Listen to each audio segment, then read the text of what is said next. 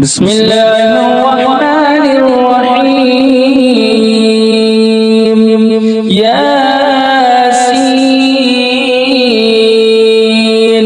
والقرآن الحكيم إنك لمن المرسلين على صراط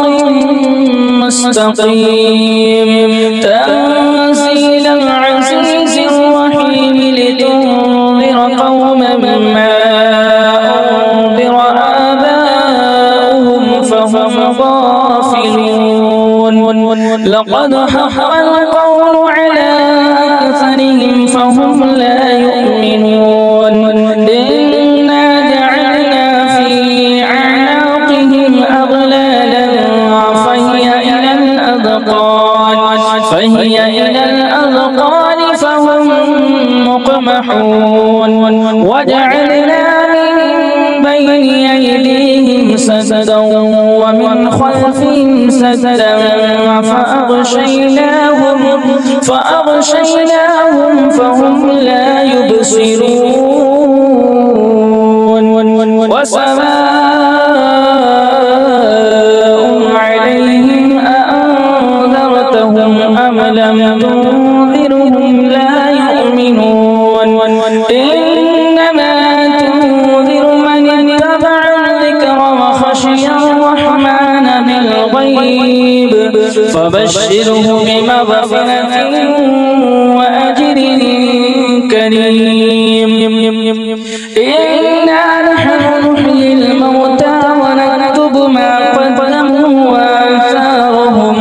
وكل شيء أحصيناه في إمام مبين وضرب لهم مثلا أصحاب القرية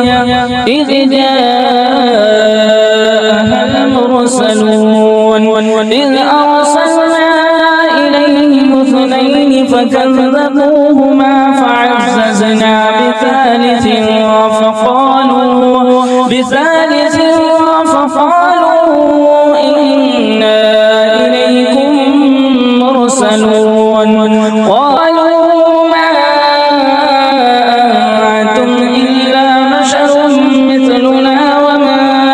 أنزل الرحمن من شيء إن أنتم إلا تكذبون قالوا ربنا يعلم إنا إليكم لمرسلون وما علينا إلا البلاغ المبين قالوا إنا تطيرنا بكم لئن لم تنتهوا لنرجمنكم وليمسنكم منا عذاب أليم قالوا طائركم معكم أئن ذكرتم بل أنتم قوم مسرفون وجاء من أقصى المدينة رجل يسعى قال يا قوم اتبعوا المرسلين اتبعوا من لا يسألكم أجرا وهم مهتدون وما لي لا أعبد الذي فطرني وإليه ترجعون أأتخذ من دونه آلهة إن يردني الرحمن بضر لا تغن عني شفاعتهم شيئا ولا ينقذون إني إذا لفي ضلال مبين إني آمنت بربكم فاسمعون قيل ادخل الجنة قال يا ليت قومي يعلمون بما غفر لي ربي وجعلني من المكرمين وما أنزلنا على قومه من بعده من جنود من السماء وما كنا المرسلين إن كانت إلا صيحة واحدة فإذا هم خامدون يا حسرة على العباد ما يأتيهم من رسول إلا كانوا به يستهزئون ألم يروا كم أهلكنا قبلهم من القرون أنهم إليهم لا يرجعون وإن كل لما جميع لدينا محضرون وآية لهم الأرض الميتة وأحييناها وأخرجنا منها حبا فمنه يأكلون وجعلنا فيها جنات من نخيل وأعناب وفجرنا فيها من العيون ليأكلوا من ثمره وما عملته أيديهم أفلا يشكرون سبحان الذي خلق الأزواج كلها مما تنبت الأرض ومن أنفسهم ومما لا يعلمون وآية لهم الليل نسلخ منه النهار فإذا هم مظلمون والشمس تجري لمستقر لها ذلك تقدير عزيز عليم والقمر قدرناه منازل حتى عاد كالعرجون القديم لا الشمس ينبغي لها أن تدرك القمر ولا الليل سابق النهار وكل في فلك يسبحون وآية لهم أنا حملنا ذريتهم في الفلك المشحون وخلقنا لهم من مثله ما يركبون وإن نشأ نغرقهم فلا صريخ لهم ولا هم ينقذون إلا رحمة منا ومتاعا إلى حين وإذا قيل لهم اتقوا ما بين أيديكم وما خلفكم لعلكم ترحمون وما تأتيهم من آيات ربهم إلا كانوا عنها معرضين وإذا قيل لهم أنفقوا مما رزقكم الله قال الذين كفروا للذين آمنوا أنطعم من لو يشاء الله أطعمه إن أنتم إلا في ضلال مبين ويقولون متى هذا الوعد إن كنتم صادقين أينظرون إلا صيحة واحدة تأخذهم وهم يخصمون فلا يستطيعون توصية ولا إلى أهلهم يرجعون ونفخ في الصور فإذا هم من الأجداث إلى ربهم ينسلون قالوا يا ويلنا من بعثنا من مرقدنا هذا ما وعد الرحمن وصدق المرسلون إن كانت إلا صيحة واحدة فإذا هم جميع لدينا محضرون فاليوم لا تظلم نفس شيئا ولا تجزون إلا ما كنتم تعملون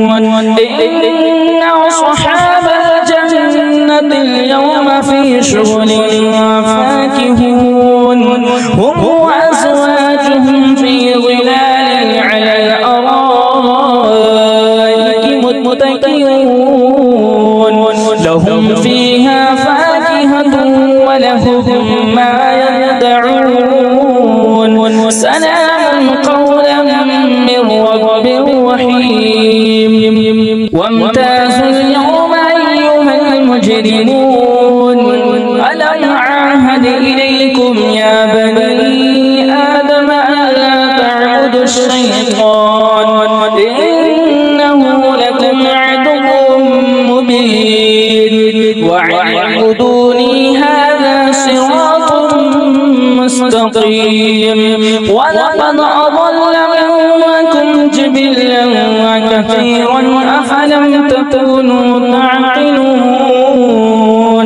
هذه جهنم التي كنتم توعدون اصلوها اليوم بما كنتم تكفرون اليوم نختم على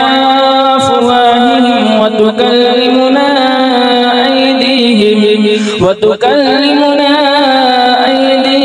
وتشهد أرجلهم بما كانوا يكسبون ولو نشاء لطمسنا على أعينهم فاستبقوا الصراط فأنى يبصرون ولو نشاء لمسخناهم على مكانتهم فما استطاعوا مضيا ولا يرجعون ومن نعمره ننكسه في الخلق أفلا يعقلون وما علمناه الشعر وما ينبغي له إن هو إلا ذكر وقرآن مبين لينذر من كان حيا ويحق القول على الكافرين أولم يروا أنا خلقنا لهم مما عملت أيدينا أنعاما فهم لها مالكون وذللناها لهم فمنها ركوبهم ومنها يأكلون ولهم فيها منافع ومشارب أفلا يشكرون واتخذوا من دون الله آلهة لعلهم ينصرون لا يستطيعون نصرهم وهم لهم جند محضرون فلا يحزنك قولهم إنا نعلم ما يسرون وما يعلنون أولم ير الإنسان أنا خلقناه من نطفة فإذا هو خصيم مبين وضرب لنا مثلا ونسي خلقه قال من يحيي العظام وهي رميم قل يحييها الذي أنشأها أول مرة وهو بكل خلق عليم الذي جعل لكم من الشجر الأخضر نارا فإذا أنتم منه توقدون أوليس الذي خلق السماوات والأرض بقادر على أن يخلق مثلهم بلى وهو الخلاق العليم إنما أمره إذا أراد شيئا أن يقول له كن فيكون فسبحان الذي بيده ملكوت كل شيء وإليه ترجعون بسم الله الرحمن الرحيم الرحمن علم القرآن خلق الإنسان علمه البيان الشمس والقمر بحسبان والنجم والشجر يسجدان والسماء رفعها ووضع الميزان تطغوا في الميزان وأقيموا الوزن بالقسط ولا تخسروا الميزان والأرض وضعها للأنام فيها فاكهة والنخل ذات الأكمام والحب ذو العصف والريحان فبأي آلاء ربكما تكذبان خلق الإنسان من صلصال كالفخار وخلق الجان من مارج من نار فبأي آلاء ربكما تكذبان رب المشرقين ورب المغربين فبأي آلاء ربكما تكذبان مرج البحرين يلتقيان بينهما برزخ لا يبغيان فبأي آلاء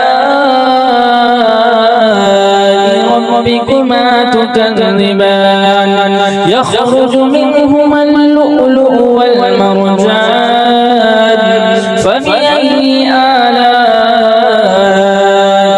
ربكما تكذبان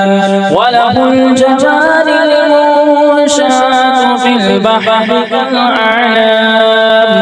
فبأي آلاء ربكما تكذبان كل من عليها فان ويبقى وجه ربك ذو الجلال والإكرام فبأي آلاء ربكما تكذبان يسأله من في السماوات والأرض كل يوم هو في شأن فبأي آلاء ربكما تكذبان سنفرغ لكم أيها الثقلان فبأي آلاء ربكما تكذبان يا معشر الجن والإنس إن استطعتم أن تنفذوا من أقطار السماوات والأرض فانفذوا لا تنفذون إلا بسلطان فبأي آلاء ربكما تكذبان يرسل عليكما شواظ من نار ونحاس فلا تنتصران فبأي آلاء ربكما تكذبان فإذا انشقت السماء فكانت وردة كالدهان فبأي آلاء ربكما تكذبان فيومئذ لا يسأل عن ذنبه إنس ولا جان فبأي آلاء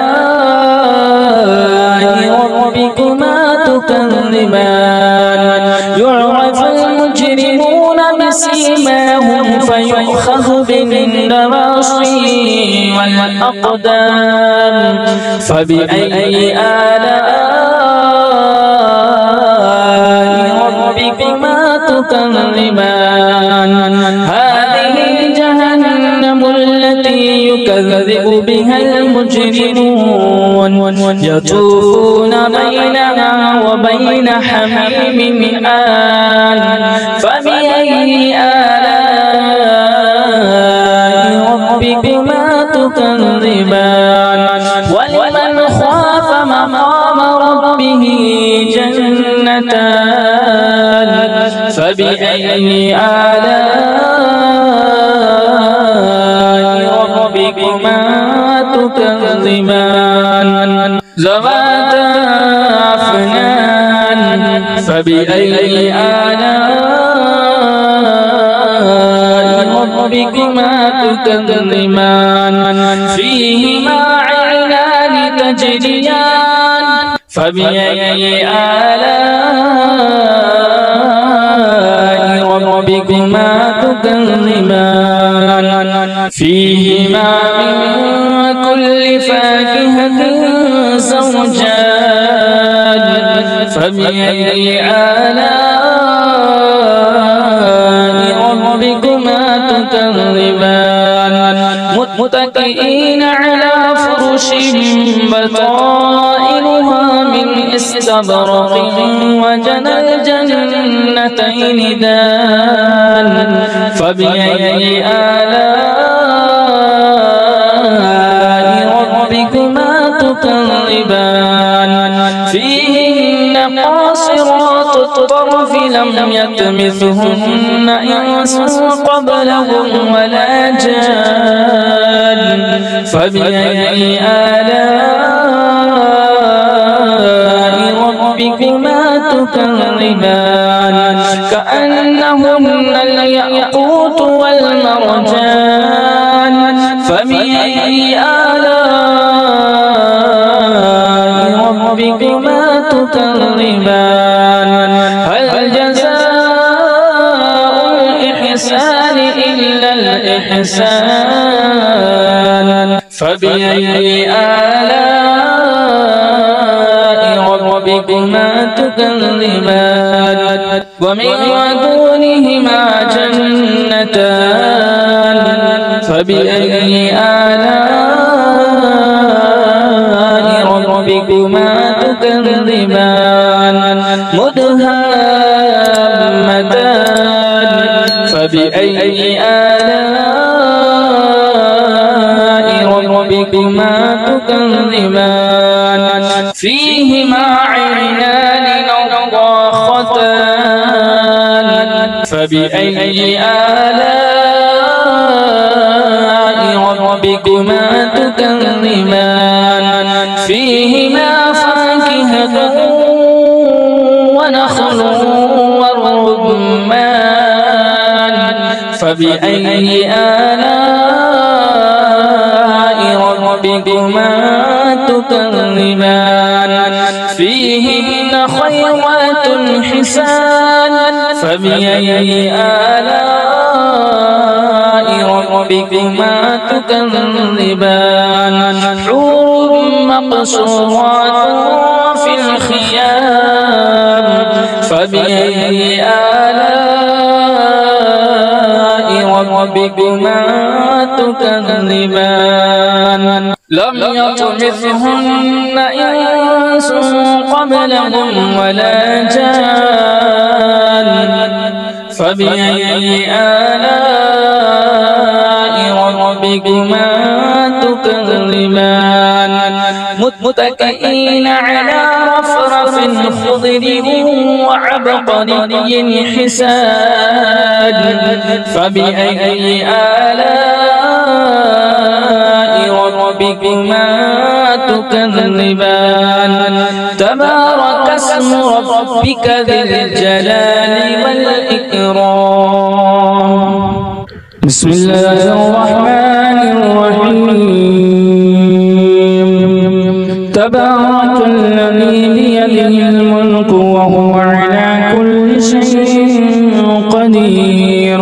الذي خلق الموت والحياة ليبلوكم أيكم أحسن عملا وهو العزيز الغفور الذي خلق 7 سماوات طباقا ما ترى في خلق الرحمن من تفاوت فارجع البصر هل ترى من فطور ثم ارجع البصر كرتين ينقلب إليك البصر خاسئا وهو حسير ولقد زينا السماء الدنيا بمصابيح وجعلناها رجوما للشياطين وأعتدنا لهم عذاب السعير وللذين كفروا بربهم عذاب جهنم وبئس المصير إذا ألقوا فيها سمعوا لها شهيقا وهي تفور تكاد تميز من الغيظ كلما ألقي فيها فوج سألهم خزنتها ألم يأتكم نذير قالوا بلى قد جاءنا نذير فكذبنا وقلنا ما نزل الله من شيء إن أنتم إلا في ضلال كبير فقالوا لو كنا نسمع أو نعقل ما كنا في أصحاب السعير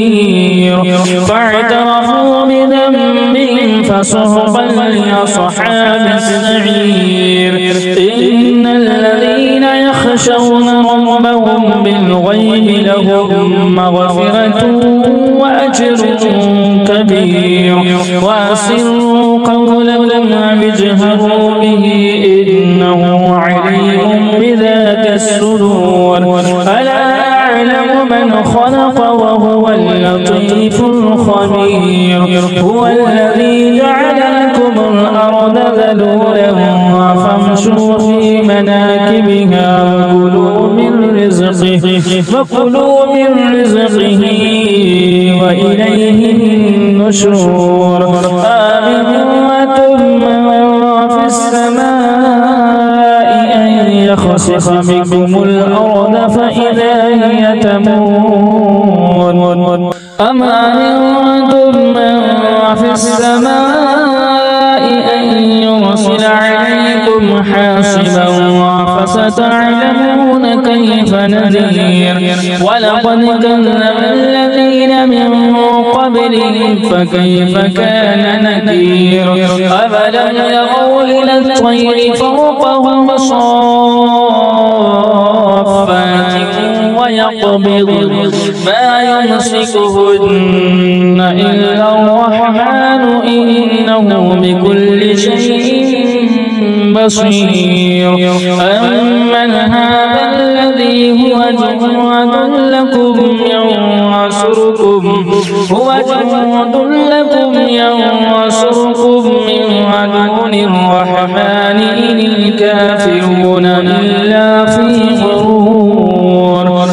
أمن هذا الذي يرزقكم إن أمسك رزقه بل لجوا في عتو ونفور أفمن يمشي مكبا على وجهه أهدى أمن يمشي سويا على صراط مستقيم قل هو الذي أنشأكم وجعل لكم السمع والأبصار والأفئدة قليلا ما تشكرون قل هو الذي ذرأكم في الأرض وإليه تحشرون ويقولون متى هذا الوعد إن كنتم صادقين قل إنما العلم عند الله وإنما أنا نذير مبين فلما رأوه زلفة وسيئت وجوه الذين كفروا وقيل هذا الذي كنتم به تدعون قل أرأيتم إن أهلكني الله ومن معي أو رحمنا فمن يدير الكافرين من عذاب